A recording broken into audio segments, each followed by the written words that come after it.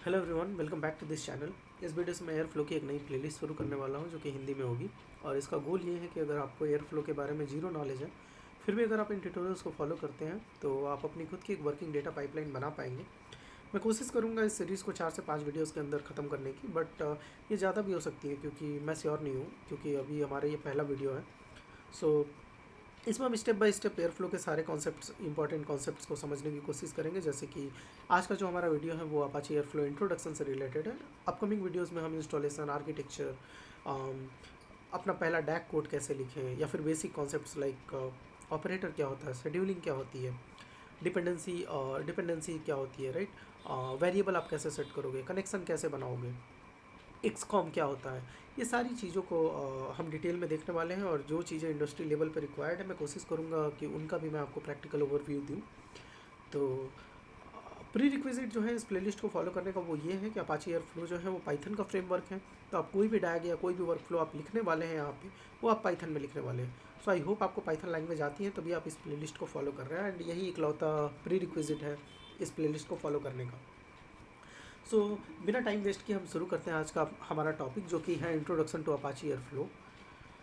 Apache Airflow जो है वो open source workflow orchestration tool है।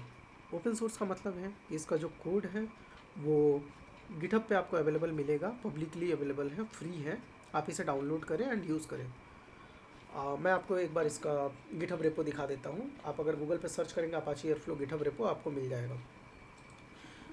देन ऑर्केस्ट्रेशन का मतलब क्या होता है? ऑर्केस्ट्रेशन का मतलब होता है कि आप डिफरेंट डिफरेंट टास्क को सर्टेन ऑर्डर में एंड सर्टेन टाइम पे आप शेड्यूल करना चाहते हो, उस चीज़ को हम ऑर्केस्ट्रेशन बोलते हैं।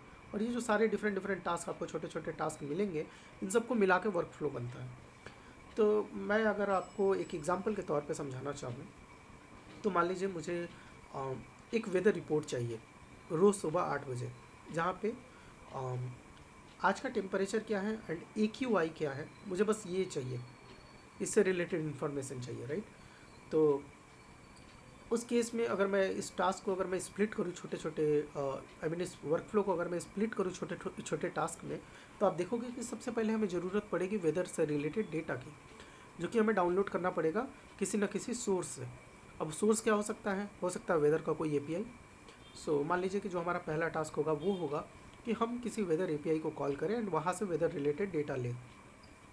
दूसरा टास्क क्या होगा कि हमें सिर्फ पर्टिकुलर 2 फील्ड चाहिए, पहला टेम्परेचर, दूसरा AQI। तो उन्हीं 2 फील्ड्स को हम सेलेक्ट करें, क्योंकि जो API है वो हमें बहुत सारे फील्ड्स रिटर्न करता है, राइट। तो हमें बहुत सारे फील्ड्स नहीं चाहिए, हमें ह्यूमिडिटी नहीं चाहिए, राइट, हमें सिर्फ AQI चाहिए, हमें सिर्फ टेम्परेचर चाहिए। तो ये 2 फील्ड्स हमने सेलेक्ट किया। और जो तीसरा काम होगा वो ये होगा कि इन दोनों फील्ड्स को उठाकर हम एक PDF फाइल में डंप करें। तो ये जो 3 चीज़ें आप देखें, इनको हम ETL प्रोसेस बोलते हैं, जिसको हम कहते हैं एक्सट्रैक्ट, ट्रांसफॉर्म एंड लोड। और एयर फ्लो एक्चुअल में ETL प्रोसेस के लिए भी यूज़ होता है। तो आप इस फ्लो को आप क्या कर सकते हो, इस वर्क फ्लो को आप क्या कर सकते हो, ऑटोमेट कर सकते हो। तो ये जो आपने 3 टास्क देखे, extraction of data, transformation of data और loading of the data, right, ये तीनों जो टास्क हैं वो एक पर्टिकुलर ऑर्डर में रन होना चाहिए। आपको सबसे पहले रन करना पड़ेगा किस किस टास्क को? आपको सबसे पहले टास्क रन करना पड़ेगा downloading the data from weather API। उसके बाद ही सेकंड टास्क रन होना चाहिए, जो कि select the field from those information which we are return by calling that API, right. तो उसके बाद क्या होगा तीसरा, जब आपने ट्रांसफॉर्म कर लिया, आपने सेलेक्ट कर लिया कॉलम, उसके बाद ही आप लास्ट जो टास्क है उसको आप रन करना चाहोगे एंड जो पर्टिकुलर फील्ड है आप उसका यूज़ करके PDF फाइल बनाना चाहोगे। तो ये एक एग्जांपल हुआ ऑर्केस्ट्रेशन आप कैसे करते हो किसी वर्क फ्लो का। सो ये जो एयर फ्लो है Airbnb के द्वारा क्रिएट किया गया था और आज ये अपाची का हिस्सा है। इसका काम जो है वो है scheduling, monitoring and managing work flows.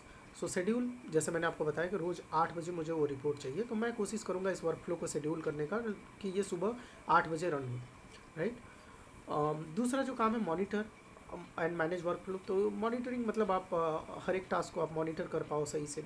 So basically जब हम एयर फ्लो का UI के बारे में देखेंगे या एक्सप्लोर करेंगे, राइट, उस टाइम पे आपको ये बेहतर समझ आएंगी चीज़ें कि आप कैसे मॉनिटर करोगे एंड मैनेज करोगे डिफरेंट डिफरेंट वर्क फ्लोज़ को।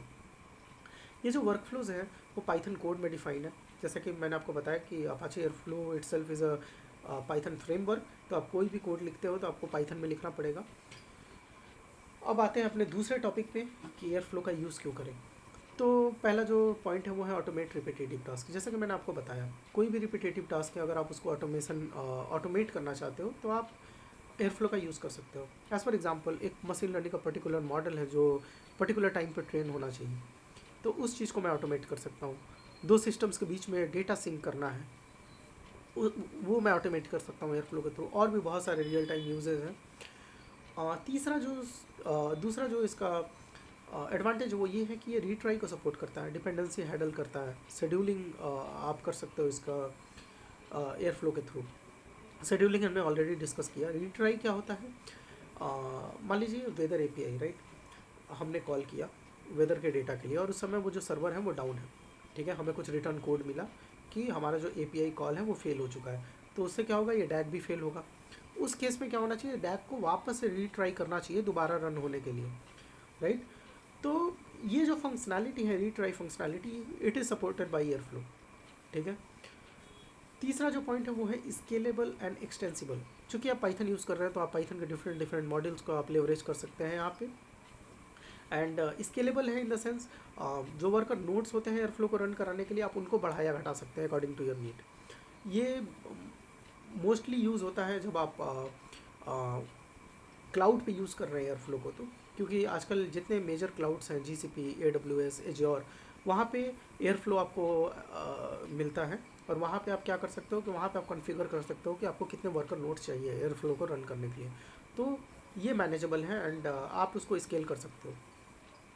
की कॉन्सेप्ट्स पे आते हैं, डैग क्या होता है, टास्क क्या होता है, शेड्यूलर क्या होता है, वेब सर्वर क्या होता है।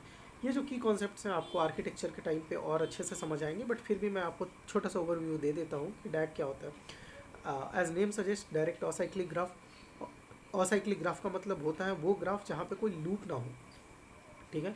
तो एक पर्टिकुलर डायरेक्शन में आपने इस ग्राफ को बनाया, मतलब जो आप टास्क है आपका, राइट, डिफरेंट टास्क आप उनको शेड्यूल कर रहे हो, वो टास्क लूप में नहीं होने चाहिए, बस यही कंडीशन है डैग की, ठीक है। जब हम अपना कोड लिखेंगे, पहला डैग लिखेंगे, तो आप समझोगे कि ये डैग क्या होता है, कैसे डैग बनाते हैं। टास्क क्या होता है, एक सिंगल यूनिट ऑफ वर्क। जैसे कि मैंने आपको बताया, हम डिफरेंट टास्क में स्प्लिट कर रहे हैं अपने वर्क फ्लो को, राइट। वर्क फ्लो हमारा क्या है, वर्क फ्लो है हमारा weather report, generating weather report. Task क्या है, उसमें 3 टास्क हैं। पहला टास्क क्या है, fetching the data from API. दूसरा क्या है, ट्रांसफॉर्मिंग और सेलेक्टिंग द कॉलम। तीसरा क्या है, create the PDF file, right. तो टास्क का काम क्या है, एक सिंगल यूनिट ऑफ वर्क को कंप्लीट करना। शेड्यूलर क्या होता है, सो शेड्यूलर पार्ट है एयरफ्लो के आर्किटेक्चर का, जहाँ पे इसका काम होता है कि आपको टास्क को ट्रिगर करें। सो बेसिकली ये आप, जब मैं आपको आर्किटेक्चर पढ़ाऊँगा तो उस वीडियो में आप देखोगे कि शेड्यूलर और वेब सर्वर क्या होता है। सो मोस्टली वेब सर्वर का काम होता है यूआई दिखाना आपको, और वेब को सर्व करना, राइट, वेबसाइट को सर्व करना। तो आप एयरफ्लो का जो भी यूआई है आप ब्राउज़र के थ्रू ही यूज़ करने वाले हो। So behind the scene Flask use होता है एयरफ्लो में, जिससे आपको यूआई दिखती है। खैर ये भी हम देखेंगे जब हम इंस्टॉल करेंगे एंड रन करेंगे एयरफ्लो को। तो रियल वर्ल्ड यूज़ केसेस देख लेते हैं। जैसे मैंने आपको बताया ETL और ELT वर्क फ्लोज को रन करने के लिए आप एयरफ्लो का यूज़ कर सकते हो, right. Machine learning work flows को आप ऑटोमेट कर सकते हो एयरफ्लो का यूज़ करके। जैसे मैंने आपको एक एग्जांपल दिया था, मॉडल को अगर आप ट्रेन करना चाहते हो, राइट, एक पर्टिकुलर टाइम पे, तो इन चीज़ों को आप ऑटोमेट कर सकते हो। रिपोर्ट जनरेट कर सकते हो, ईमेल कर सकते हो। जॉब ऑर्केस्ट्रेशन इन क्लाउड, जैसे कि मैंने आपको बताया, आप क्लाउड में भी जॉब को ऑर्केस्ट्रेट कर सकते हो। सो आई होप आपको समझ आया पहला वीडियो कि अपाची एयरफ्लो इंट्रोडक्शन। अगर नहीं भी समझ आया तो आने वाले वीडियोस में आप जब इंस्टॉलेशन देखोगे, इसका आर्किटेक्चर देखोगे, आपको धीरे धीरे समझ आने लगेगा कि हम कैसे अपाची एयरफ्लो का यूज़ करें। सो ये अभी जस्ट पहला वीडियो है, stay tuned and thanks for watching this video.